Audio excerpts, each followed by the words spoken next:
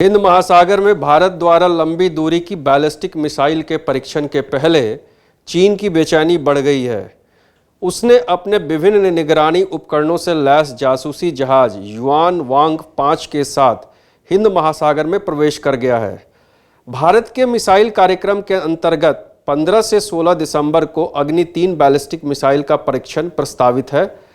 परीक्षण से पूर्व चीन जासूसी जहाज युआन वांग 5 ने हिंद महासागर में अपनी उपस्थिति दर्ज की।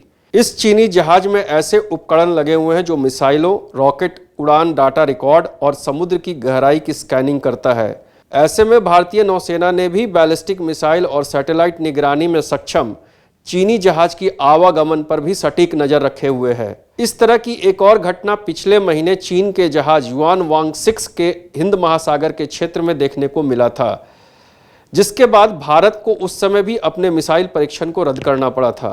भारत ने हाल ही में अपने सैन्य दलों की युद्ध क्षमता में आधुनिक उपकरणों और कुशल सैन्य तकनीकों में इजाफा करने के लिए विभिन्न देशों के साथ युद्ध अभ्यास कर रहा है। सिंगापुर, अमेरिका के साथ युद्धाभ्यास में लिप्त भारत के सैनिकों पर चीन की नज़रें बनी हुई हैं। हाल ही में श्रीलंका के करीब हम्बनटोटा बंदरगाह पर जहाज के ठहराव ने भारत और श्रीलंका के बीच भी विवाद उत्पन्न कर दिया था। लद्दाख और पूर्वी सीमा में चीन को मिली असफलता से चीन हिंद महासागर में नित्य नए छल प्रपंच करते रहता है। अगस्त के बाद से यह चीन का तीसरा प्रयास है जो अपने बड़े खुफिया जंगी जहाज के साथ लगभग 4000 कर्मचारियों से लैस है और यह भारी भरकम जहाज दूर से सारे जानकारी जुटाने में सक्षम है। ओपन सोर्स इंटेलिजेंस विशेषज्ञ डोमिनियन साइमन ने अपने ट्विटर हैंडल के माध्यम से चीन का मिसाइल और उपग्रह निगरानी जहाज युआन वांग 5 हिंद महासागर में प्रवेश करने के बारे में सूचना दी। ऑस्ट्रेलियाई मीडिया की रिपोर्ट के अनुसार चीन की खुफिया जहाज पहले मलेशिया की तरफ अग्रसर था, लेकिन जैसे भारत में मिसाइल गतिविधियों को लेकर नोटिस टू एयरमैन जारी हुआ, उसने अपने जहाज को हिंद महासागर की तरफ मोड़ लिया। मिसाइल कार्यक्रम के अंतर्गत प्रक्षेपण से पूर्व निर्धारित प्रोटोकॉल के अनुसार भारत ने हाल ही में नोटिस टू एयरमैन और नोटिस टू एयर मिशन जारी किया। अब पूर्णतः स्पष्ट नहीं है कि चीनी जासूसी जहाज की मौजूदगी को देखते हुए भारत के मिसाइल परीक्षण कार्यक्रम अपनी पूर्व प्रस्तावित योजना के अनुसार आगे बढ़ेगा या नहीं।